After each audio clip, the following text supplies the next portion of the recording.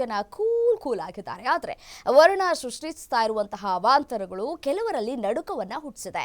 ಈ ನಡುವೆ ಬೆಂಗಳೂರು ಗ್ರಾಮಾಂತರ ಸೇರಿ ರಾಜ್ಯದ ಹಲವೆಡೆ ಇನ್ನೂ 4 ದಿನದವರೆಗೂ ಕೂಡ ಜೋರು ಮಳೆಯಾಗುವಂತಹ ಮುನ್ಸೂಚನೆಯನ್ನ ಹವಾಮಾನ ಇಲಾಖೆ ನೀಡಿದೆ.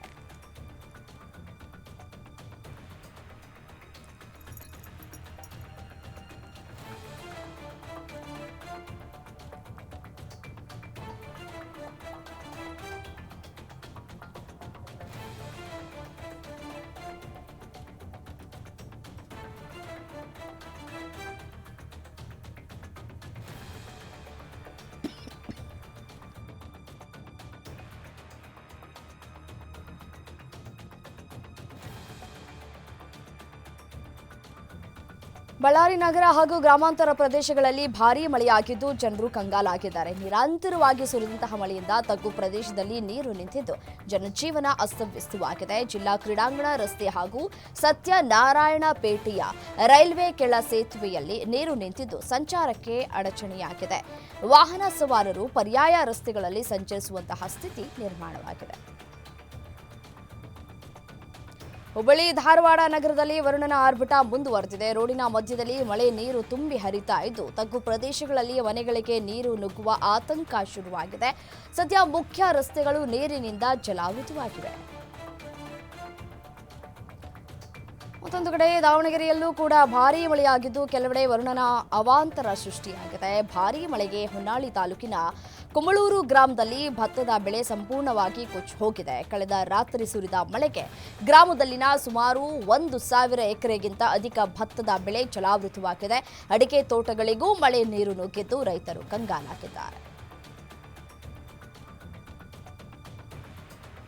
ಸಿಎಂ ಸಿದ್ದರಾಮಯ್ಯ ನೇತೃತ್ವದ ರಾಜ್ಯ ಕಾಂಗ್ರೆಸ್ ಸರ್ಕಾರಕ್ಕೀಗ 2 ವರ್ಷದ ಸಂಭ್ರಮ.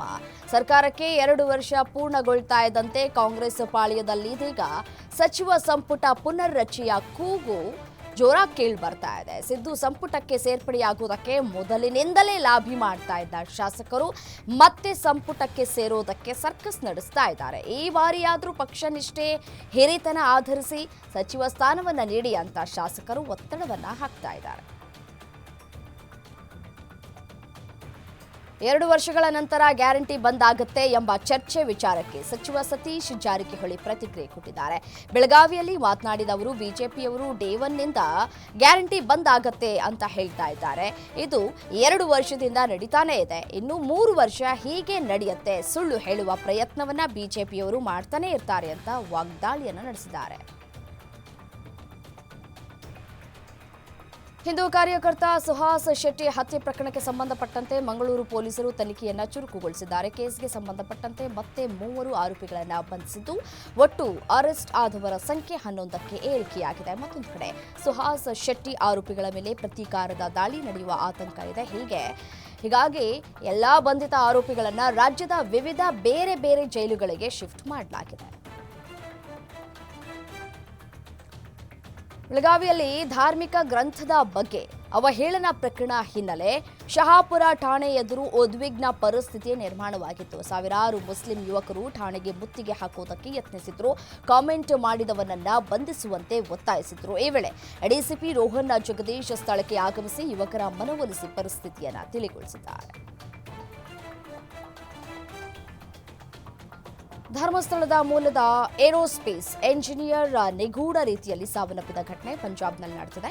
ಧರ್ಮಸ್ಥಳದ ಬೋಳಿಯಾರ್ ನಿವಾಸಿಗಳಾದ ಸುರೇಂದ್ರ ಮತ್ತು ಸಿಂಧು ದೇವಿ ದಂಪತಿ ಮಗಳಾದ ಆಕಾಂಕ್ಷ ಪಂಜಾಬಿನ ಫಗ್ವಾಡ ಕಾಲೇಜಿನಲ್ಲಿ ಉನ್ನತ ಶಿಕ್ಷಣ ಪೂರೈಸಿ 6 ತಿಂಗಳ ಹಿಂದೆ ದೆಹಲಿಯಲ್ಲಿ ಏರೋಸ್ಪೇಸ್ ಎಂಜಿನಿಯರ್ ಆಗಿ ವೃತ್ತಿ ಜೀವನವನ್ನು ಆರಂಭಿಸಿದ್ರು. ಇದೀಗ ನಿಗೂಢವಾಗಿ ಪಂಜಾಬ್ನಲ್ಲಿ ಸಾವನ್ನಪ್ಪಿದ್ದಾರೆ.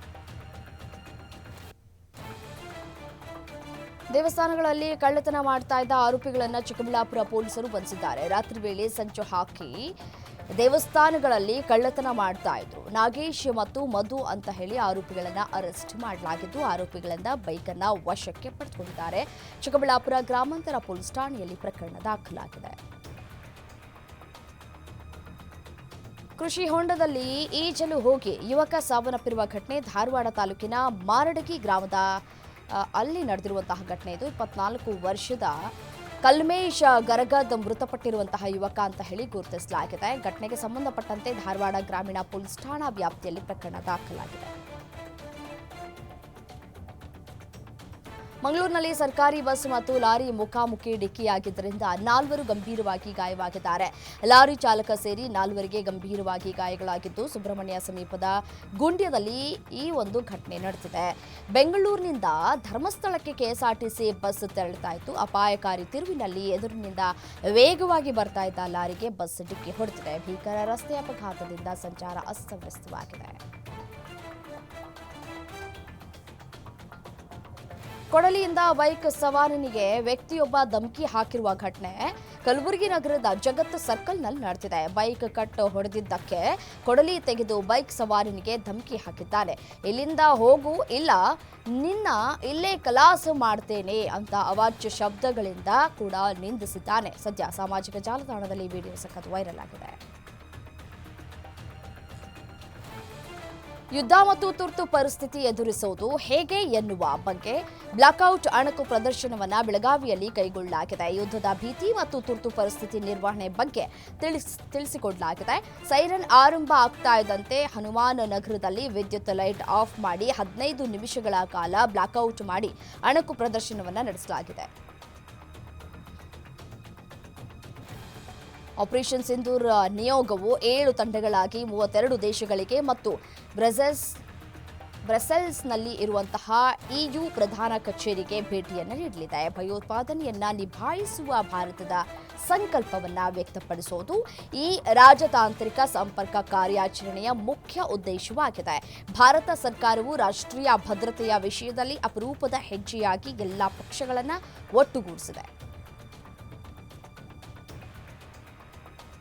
ಆಪರೇಷನ್ ಸಿಂಧೂರದ ಬಗ್ಗೆ ವಿವಿಧ ದೇಶಗಳಿಗೆ ವಿವರ ನೀಡೋದಕ್ಕೆ 7 ಜನರ ನಿಯೋಗವನ್ನು ಭಾರತ ಸರ್ಕಾರ ಕಳುಹಿಸಿಕೊಟ್ಟಿದೆ. ಈ ಬಗ್ಗೆ ಮಾತನಾಡಿರುವಂತಹ ಜಮ್ಮು ಕಾಶ್ಮೀರದ ಮಾಜಿ ಸಿಎಂ ಹಾಗೂ ಪಿಡಿಪಿ ಪಕ್ಷದ ಅಧ್ಯಕ್ಷೆ ಮೆಹಬೂಬಾ ಮುಫ್ತಿ ಭಾರತ ಸರ್ಕಾರ ನಿಜಕ್ಕೂ ಒಳ್ಳೆಯ ಹೆಜ್ಜೆಯನ್ನ ಇಟ್ಟಿದೆ ಅಂತ ಹೇಳಿದ್ದಾರೆ. ಇದು ಭಾರತ ಸರ್ಕಾರದಿಂದ ಕೈಗೊಳ್ಳಲಾದ ಅತ್ಯುತ್ತಮ ದ್ವಿಪಕ್ಷೀಯ ಮಾತುಕತೆಯ ಹೆಜ್ಜೆ. ಇಂತಹ ನಿರ್ಧಾರಗಳನ್ನು ತೆಗೆದುಕೊಳ್ಳುವುದು ಒಳ್ಳೆಯದು ಅಂತ ಹೇಳಿದ್ದಾರೆ. ಆಪರೇಷನ್ ಸಿಂಧೂರದ ಬಳಿಕ ಭಾರತೀಯ ಸೇನೆಯನ್ನು ಮತ್ತಷ್ಟು ಬಲಿಷ್ಠಗೊಳಿಸುವುದಕ್ಕೆ ಕೇಂದ್ರ ಸರ್ಕಾರ ಸಜ್ಜಾಗಿದೆ. ಸದ್ಯ ಆಪರೇಷನ್ ಸಿಂಧೂರಾಗೆ ತಾತ್ಕಾಲಿಕ ತಡೆಯನ್ನ ನೀಡಲಾಗಿದೆ. ಇದು ಯಾವಾಗ ಬೇಕಾದರೂ ಮತ್ತೆ ಶುರುವಾಗಬಹುದು ಅಂತ ಈಗಾಗಲೇ ರಕ್ಷಣಾ ಸಚಿವರು ಸೇರಿದಂತೆ ಸೇನಾಧಿಕಾರಿಗಳು ಕೂಡ ಹೇಳಿದ್ದಾರೆ. ಹೀಗಾಗಿಯೇ ಸೇನೆಯನ್ನ ಮತ್ತಷ್ಟು ಬಲಪಡಿಸುವುದಕ್ಕೆ, ಶಸ್ತ್ರಾಸ್ತ್ರಗಳ ಖರೀದಿಗೆ ಮತ್ತು ತಯಾರಿಕೆಗೆ ಮತ್ತಷ್ಟು ಉತ್ತೇಜನವನ್ನು ನೀಡುವುದಕ್ಕೆ ಎಮರ್ಜೆನ್ಸಿ ಪ್ರೊಕ್ಯೂರ್ಮೆಂಟ್ ಅಡಿಯಲ್ಲಿ ಸೇನೆಗೆ 40,000 ಕೋಟಿ ರೂಪಾಯಿ ನೀಡುವುದಕ್ಕೆ ಕೇಂದ್ರ ಸರ್ಕಾರ ಸಜ್ಜಾಗಿದೆ. ಪಾಕಿಸ್ತಾನಕ್ಕಾಗಿ ಬೇಹುಗಾರಿಕೆ ನಡೆಸಿದ ಆರೋಪದ ಮೇಲೆ ಹರಿಯಾಣದ ಹಿಸಾರ್ ನಿವಾಸಿ ಯೂಟ್ಯೂಬರ್ ಜ್ಯೋತಿ ಮಲ್ಹೋತ್ರಾರನ್ನ ಬಂಧಿಸಲಾಗಿದೆ. ತನಿಖೆ ವೇಳೆ ಹಲವು ಸ್ಫೋಟಕ ಮಾಹಿತಿ ಬಹಿರಂಗಗೊಂಡಿವೆ. ಆಕೆ ಭಾರತದಲ್ಲಿ ಸಾಮಾನ್ಯ ಯುವತಿಯಂತೆ ತನ್ನ ಜೀವನವನ್ನು ನಡೆಸ್ತಾ ಇದ್ಲು. ಆದರೆ ಪಾಕಿಸ್ತಾನಕ್ಕೆ ಹೋದ್ರೆ ಆಕೆಗೆ ವಿಐಪಿ ಸತ್ಕಾರ ದೊರೀತಾ ಇತ್ತಂತೆ. ಅದನ್ನು ಖುದ್ದಾಗಿ ಅವಳೇ ಹೇಳ್ಕೊಂಡಿದ್ದಾಳೆ.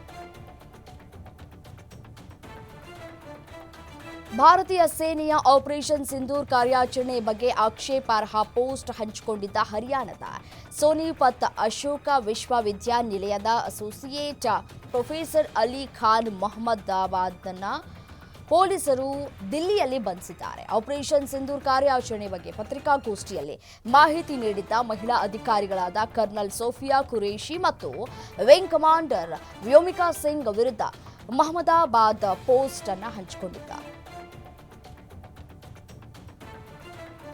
ಭಾರತ ಮತ್ತು ಪಾಕಿಸ್ತಾನ ನಡುವೆ ಭಾನುವಾರ ಮಿಲಿಟರಿ ಕಾರ್ಯಾಚರಣೆಗಳ ಮಹಾನಿರ್ದೇಶಕರ ಮಟ್ಟದ ಮಾತುಕತೆ ನಿಗದಿಯಾಗಿರಲಿಲ್ಲ ಅಂತ ಭಾರತೀಯ ಸೇನೆ ದೃಢಪಡಿಸಿದೆ. ಡಿಜಿಎಂಒಗಳ ಸಂವಾದದ ಸಮಯದಲ್ಲಿ ಕದನ ವಿರಾಮ ನಿಲ್ಲಿಸುವ ಕುರಿತು ಮಾತುಕತೆ ನಡೆದಿದೆ ಅಂತ ವರದಿಯಾಗಿತ್ತು.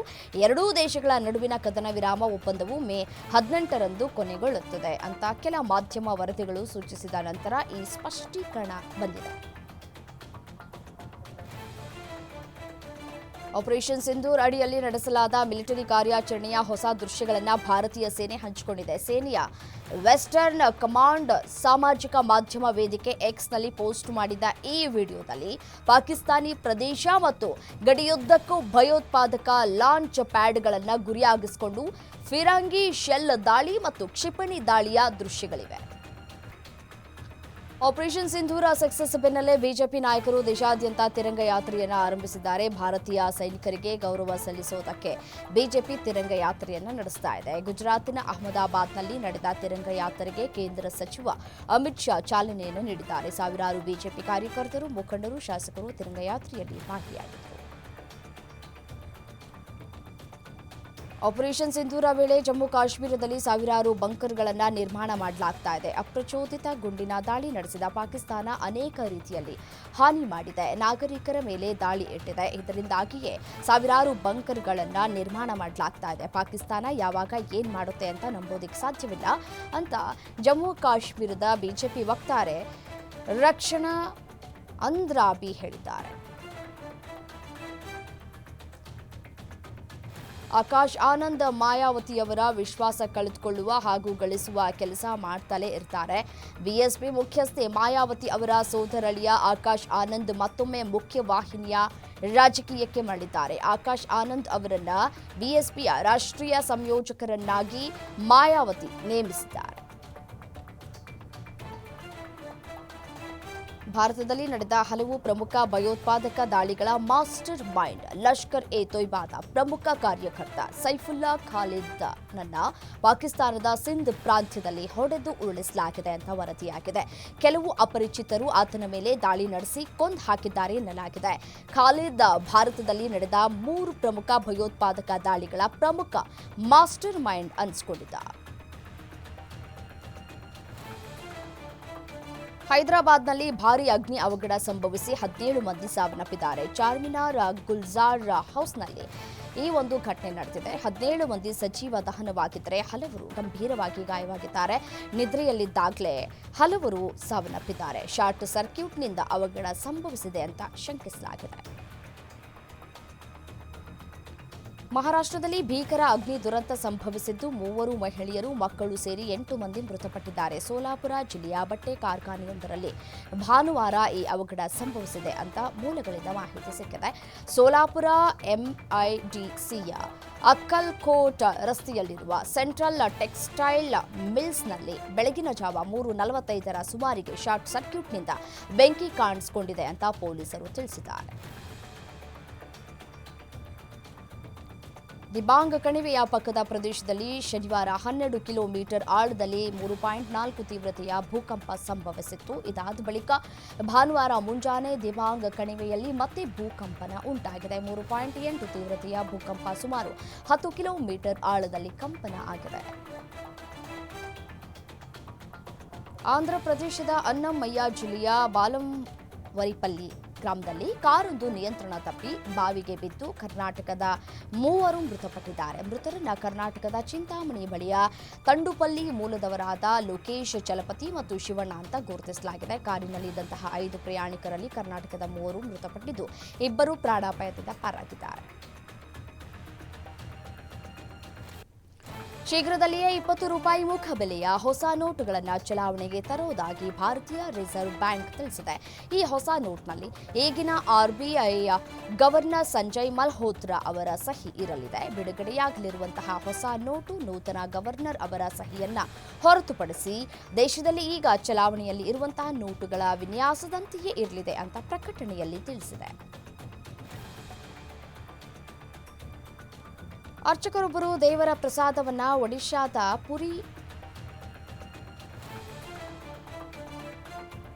ಪುರಿ ಬೀಚ್ ರೆಸಾರ್ಟ್ನಲ್ಲಿ ಊಟದ ಟೇಬಲ್ ಮೇಲೆ ಕುಳಿತವರಿಗೆ ಬಡಿಸ್ತಾ ಇರುವಂತಹ ವಿಡಿಯೋ ಒಂದು ಸಾಮಾಜಿಕ ಜಾಲತಾಣದಲ್ಲಿ ವೈರಲ್ ಆಗಿದ್ದು, ಇದಕ್ಕೆ ಸಾಕಷ್ಟು ಆಕ್ಷೇಪಗಳು ವ್ಯಕ್ತವಾಗಿದೆ. ಅರ್ಚಕರು ಮಹಾಪ್ರಸಾದವನ್ನ ಬಡಿಸ್ತಾ ಇದ್ದಂತೆಯೇ ಅಲ್ಲಿಗೆ ಆಗಮಿಸಿದಂತಹ ವ್ಯಕ್ತಿಯೊಬ್ಬರು ಗರಂ ಆಗಿದ್ದಾರೆ. ಇದು ವೈರಲ್ ಆಗಿರುವ ವಿಡಿಯೋದಲ್ಲಿ ಸರಿಯಾಗಿದೆ.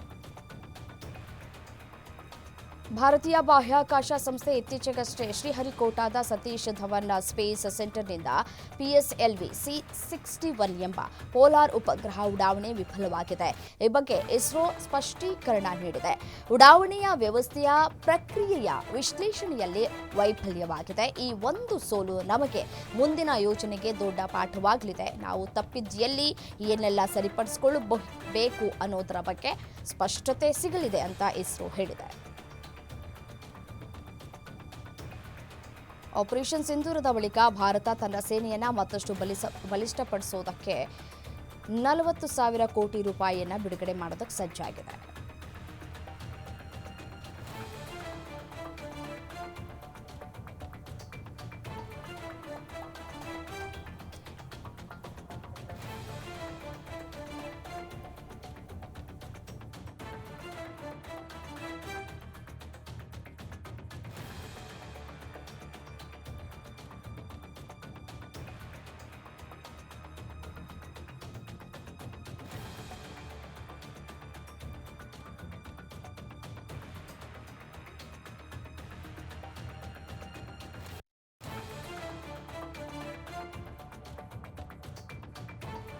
ಪಾಕಿಸ್ತಾನಕ್ಕೆ ಅಂತಾರಾಷ್ಟ್ರೀಯ ಹಣಕಾಸು ನಿಧಿ ಖಡಕ್ ಆಗಿ ವಾರ್ನಿಂಗ್ ಕೊಟ್ಟಿದೆ.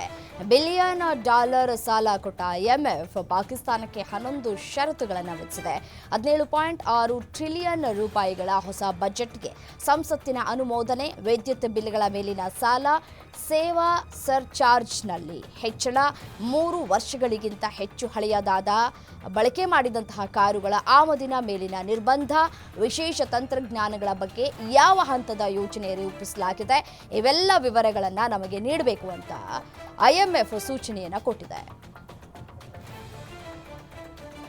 ಬಾಂಗ್ಲಾದೇಶದಿಂದ ಬರುವ ಕೆಲವು ಉತ್ಪನ್ನಗಳ ಆಮದಿನ ಮೇಲೆ ಭಾರತ ಸರ್ಕಾರ ಹೊಸ ಬಂದರು ನಿರ್ಬಂಧಗಳನ್ನು ವಿಧಿಸಿದೆ. ಈ ನಿರ್ಬಂಧಗಳ ಅಡಿಯಲ್ಲಿ ಈಗ ಬಟ್ಟೆ, ಬಿಸ್ಕೆಟ್, ತಿಂಡಿಗಳು, ಪಾನೀಯಗಳು, ಪ್ಲಾಸ್ಟಿಕ್ ಮತ್ತು ಮರದ ಉತ್ಪನ್ನಗಳು, ಹತ್ತಿ, ತ್ಯಾಜ್ಯ, ಬಣ್ಣಗಳು ಮತ್ತು PVC ಮುಂತಾದ ಸಂಸ್ಕರಿಸಿದ ಆಹಾರ ಉತ್ಪನ್ನಗಳಂತಹ ಸರಕುಗಳನ್ನು ಆಯ್ದ ಸಮುದ್ರ ಬಂದರುಗಳ ಮೂಲಕ ಮಾತ್ರ ಭಾರತಕ್ಕೆ ತರೋದಕ್ಕೆ ಅನುಮತಿಸಲಾಗಿದೆ.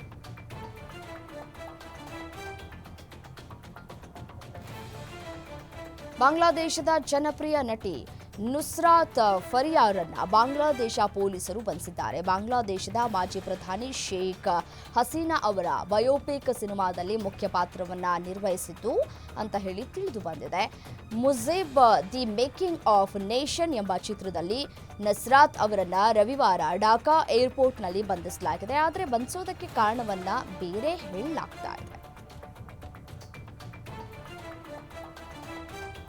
ಅಮೆರಿಕದಾದ್ಯಂತ ರಣಭೀಕರ ಬಿರುಗಾಳಿಯಿಂದಾಗಿ 27 ಜನರು ಸಾವನ್ನಪ್ಪಿದ್ದಾರೆ. ಇದರಲ್ಲಿ ಆಗ್ನೇಯ ಕೆಂಟುಕಿಯಲ್ಲಿ ಸುಂಟರ್ ಗಾಳಿಯಲ್ಲಿ ಸಾವನ್ನಪ್ಪಿದಂತಹ 9 ಜನರು ಕೂಡ ಸೇರಿದ್ದಾರೆ. ಕೆಂಟುಕಿಯಲ್ಲಿ ಸಂಭವಿಸಿದ ವಿನಾಶಕಾರಿ ಸುಂಟರ್ ಗಾಳಿಯು ಮನೆಗಳನ್ನು ಹಾನಿಗೊಳಿಸಿದೆ, ವಾಹನಗಳನ್ನು ಉರುಳಿಸಿದೆ ಮತ್ತು ಅನೇಕ ಜನರನ್ನ ನಿರಾಶ್ರಿತರನ್ನಾಗಿ ಮಾಡಿದೆ.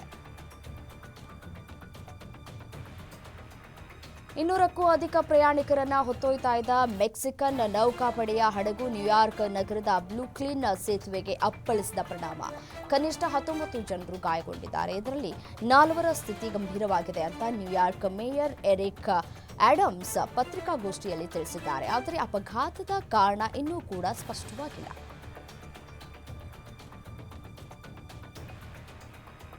ಶುಭ್ಮನ್ ಗಿಲ್ ನಾಯಕತ್ವದ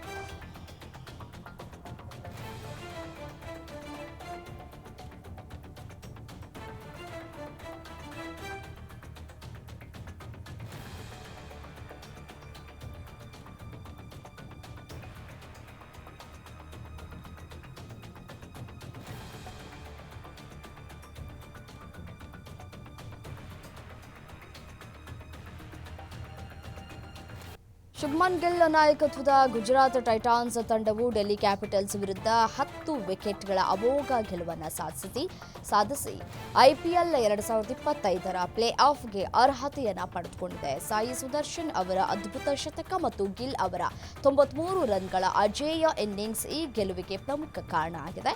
ಈ ಗೆಲುವಿನೊಂದಿಗೆ ಗುಜರಾತ್ ಮಾತ್ರವಲ್ಲದೆ ಆರ್ಸಿಬಿ ಹಾಗೂ ಪಂಜಾಬ್ ಕಿಂಗ್ಸ್ ಕೂಡ ಪ್ಲೇ ಆಫ್ಗೆ ಅಧಿಕೃತವಾಗಿ ಅರ್ಹತೆಯನ್ನು ಪಡೆದುಕೊಂಡಿದೆ.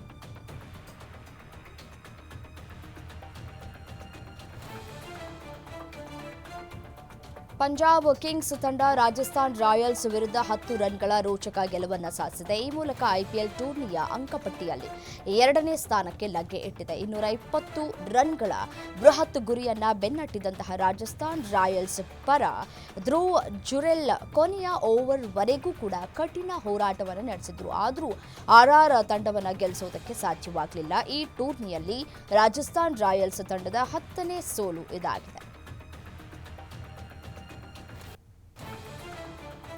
ಐಪಿಎಲ್ ಇತಿಹಾಸದಲ್ಲಿ ಕನ್ನಡಿಗ ಕೆಎಲ್ ರಾಹುಲ್ ಹೊಸ ಇತಿಹಾಸ ಸೃಷ್ಟಿಸಿದ್ದಾರೆ. ಗುಜರಾತ್ ಟೈಟಾನ್ಸ್ ಜೊತೆ ನಡೆದಂತಹ ಪಂದ್ಯದಲ್ಲಿ ಭರ್ಜರಿ ಸೆಂಚುರಿ ಬಾರಿಸುವ ಮೂಲಕ ಐಪಿಎಲ್ನಲ್ಲಿ 5 ಶತಕ ದಾಖಲಿಸಿದ ಮೊದಲಿಗ ಎಂಬ ದಾಖಲೆಯನ್ನು ಬರೆಯುವ ಮೂಲಕ ವಿರಾಟ್ ಕೊಹ್ಲಿ ದಾಖಲೆಯೊಂದನ್ನು ಕೂಡ ಪುಡಿಗಟ್ಟಿದ್ದಾರೆ.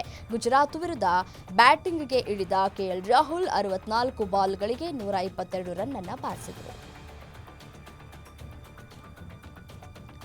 ಸತತ ಸೋಲಿನಿಂದ ಕಂಗೆಟ್ಟಿರುವಂತಹ ಸನ್ ರೈಸರ್ಸ್ ಹೈದರಾಬಾದ್ ಮತ್ತು ಒಂದಿಷ್ಟು ಸುಧಾರಣೆ ಬಳಿಕ ಗೆಲುವಿನ ಹಳಿ ಏರಿದ ಲಕ್ನೋ ಸೂಪರ್ ಜೈಂಟ್ಸ್ ಇವತ್ತು ಐಪಿಎಲ್ ಪಂದ್ಯದಲ್ಲಿ ಮುಖಾಮುಖಿಯಾಗಲಿವೆ. ಎಲ್ಲ ಪಂದ್ಯಗಳನ್ನು ಅತ್ಯಧಿಕ ರನ್ ರೇಟ್ನಲ್ಲಿ ಗೆದ್ದರೆ ಎಲ್ಲೋ ಒಂದು ನಾಕೌಟ್ ಅವಕಾಶ ಸಿಗುವ ಸಾಧ್ಯತೆ ಇರೋದ್ರಿಂದ ರಿಷಬ್ ಪಂತ್ ಪಡೆಗೆ ಈ ಪಂದ್ಯ ಮಹತ್ವದ್ದಾಗಿದೆ. ಆದರೆ ಹೈದರಾಬಾದ್ಗೆ ಗೆದ್ದರೂ ಸೋತರೂ ಯಾವುದೇ ಚಿಂತೆ ಇಲ್ಲ, ಕಾರಣ ಈಗಾಗಲೇ ಟೂರ್ನಿಯಿಂದ ಹೊರಬಿದ್ದಿದೆ. ವಿರಾಟ್ ಕೊಹ್ಲಿ ಅಂತಹ ಶ್ರೇಷ್ಠ ಆಟಗಾರ ಭಾರತೀಯ ಕ್ರಿಕೆಟ್ಗೆ ನೀಡಿದ ಕೊಡುಗೆಗಾಗಿ ಅವರಿಗೆ ದೇಶದ ಅತ್ಯುನ್ನತ ನಾಗರಿಕ ಪ್ರಶಸ್ತಿ ಭಾರತ ರತ್ನ ನೀಡಬೇಕು ಅಂತ ಮಾಜಿ ಕ್ರಿಕೆಟಿಗ ಸುರೇಶ್ ರೈನಾ ಒತ್ತಾಯಿಸಿದ್ದಾರೆ. ವಿರಾಟ್ ಕೊಹ್ಲಿ 2013ರಲ್ಲಿ ಅರ್ಜುನ ಪ್ರಶಸ್ತಿ, 2017ರಲ್ಲಿ ಪದ್ಮಶ್ರೀ ಮತ್ತು 2018ರಲ್ಲಿ ಭಾರತದ ಅತ್ಯುನ್ನತ ಕ್ರೀಡಾ ಗೌರವವಾದ ಖೇಲ್ ರತ್ನ ಪ್ರಶಸ್ತಿ ನೀಡಿ ಗೌರವಿಸಲಾಗಿದೆ. ಇದೀಗ ಅವರು ಕಳೆದ 1.5 ದಶಕದಲ್ಲಿ ಭಾರತೀಯ ಕ್ರಿಕೆಟ್ಗೆ ನೀಡಿದ ಸೇವೆಗಳಿಗೆ ಸರ್ಕಾರ ಕೊಹ್ಲಿಗೆ ಅತ್ಯುನ್ನತ ನಾಗರಿಕ ಪ್ರಶಸ್ತಿಯಾದ ಭಾರತ ರತ್ನವನ್ನು ನೀಡಲಿ ಅಂತ ಸುರೇಶ್ ರೈನಾ ಆಗ್ರಹಿಸಿದ್ದಾರೆ.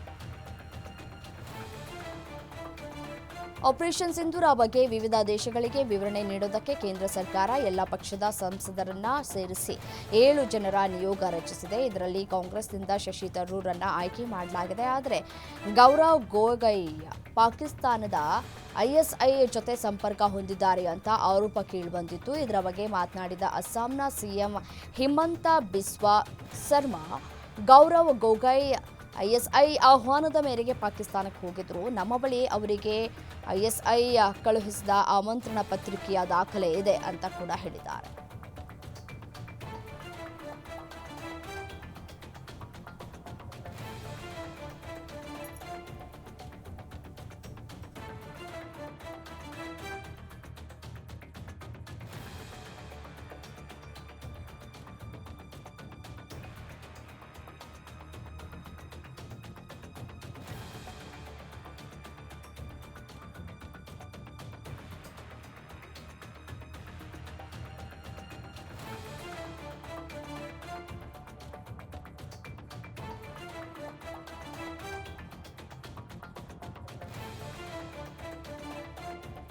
ತಮಿಳು ಚಿತ್ರ ಥಗ್ ಲೈಫ್ನ ಟ್ರೇಲರ್ ರಿಲೀಸ್ ಆಗಿದೆ. ಕಮಲ್ ಹಾಸನ್ ಮತ್ತು ಮಣಿರತ್ನಂ ಅನೇಕ ವರ್ಷಗಳ ಬಳಿಕ ಮತ್ತೆ ಒಂದಾಗಿರುವ ಕಾರಣಕ್ಕೆ ಕುತೂಹಲ ಕೆರಳಿಸಿದೆ ಈ ಚಿತ್ರ. ಇದೀಗ ಟ್ರೋಲಿಗೂ ಕೂಡ ಆಹಾರ ಆಗ್ತಾ ಇದೆ. ತಮ್ಮ ಮಗಳ ವಯಸ್ಸಿನ ನಟಿಯರೊಂದಿಗೆ ಕಮಲ್ ತೆರೆ ಮೇಲೆ ರೊಮ್ಯಾನ್ಸ್ ಮಾಡಿದ್ದೇ ಇದಕ್ಕೆ ಕಾರಣ ಅಂತ ಹೇಳಲಾಗ್ತಾ ಇದೆ. ಯಾವುದೇ ಮುಲಾಜಿಲ್ಲದೆ ಬಾಲಿವುಡ್ ಹೀರೋಗಳನ್ನ ಪವನ್ ಕಲ್ಯಾಣ್ ಅವರು ಟೀಕಿಸಿದ್ದಾರೆ. ಅವರು ಮನರಂಜನೆ ನೀಡುವವರು ಮಾತ್ರ, ನಿಜವಾದ ಹೀರೋಗಳಲ್ಲ ಅಂತ ಹೇಳಿದ್ದಾರೆ. ಹಿಂದಿ ಚಿತ್ರರಂಗದ ನಟರಿಂದ ದೇಶಭಕ್ತಿಯನ್ನು ನಿರೀಕ್ಷಿಸೋದಕ್ಕೆ ಸಾಧ್ಯವಿಲ್ಲ ಅಂತ ಪವನ್ ಕಲ್ಯಾಣ್ ಗುಡುಗಿದ್ದಾರೆ. ವಿಜಯವಾಡದಲ್ಲಿ ತಿರಂಗ ಯಾತ್ರೆಯಲ್ಲಿ ಭಾಗಿಯಾದ ಅವರು ಬಾಲಿವುಡ್ ನಟರ ಕುರಿತು ಆಕ್ಷೇಪ ವ್ಯಕ್ತಪಡಿಸಿದ್ದು ವಿಡಿಯೋ ವೈರಲ್ ಆಗಿದೆ. ನಾಳೆ ಜೂನಿಯರ್ NTR ಬರ್ತ್ಡೇ ನಿಮಿತ್ತ ಪ್ರಶಾಂತ್ ನೀಲ್ ನಿರ್ದೇಶನದ ಸಿನಿಮಾದಿಂದ ಬಿಗ್ ಸರ್ಪ್ರೈಸ್ ಸಿಗಬಹುದು ಅಂತ ಅಭಿಮಾನಿಗಳು ಕಾತರದಿಂದ ಕಾಯ್ತಾ ಇದ್ದಾರೆ. ಆದರೆ ವಾರ್ 2 ಸಿನಿಮಾದಿಂದ ಅಪ್ಡೇಟ್ ಹೊರಬಿದ್ದಿದ್ದು, ನಮ್ಮ ಸಿನಿಮಾದ ಗ್ಲಿಮ್ಸ್ ಮುಂದೂಡ್ತಾ ಇದ್ದೇವೆ ಅಂತ ನಿರ್ಮಾಣ ಸಂಸ್ಥೆ ಮೈತ್ರಿ ಮೂವಿ ಮೇಕರ್ಸ್ ಸೋಷಿಯಲ್ ಮೀಡಿಯಾದಲ್ಲಿ ಪೋಸ್ಟ್ ಹಂಚಿಕೊಂಡಿದೆ. ಇದರಿಂದ ಅಭಿಮಾನಿಗಳಿಗೆ ಭಾರಿ ನಿರಾಸೆಯಾಗಿದೆ. ಇಷ್ಟೊತ್ತು ನೀವು ನೋಡಿದ್ದು ಗ್ಯಾರಂಟಿ ನ್ಯೂಸ್. ನೋಡ್ತಾ ಇರಿ ಗ್ಯಾರಂಟಿ ನ್ಯೂಸ್, ಸುದ್ದಿ ಖಚಿತ, ನ್ಯಾಯ ನಿಶ್ಚಿತ.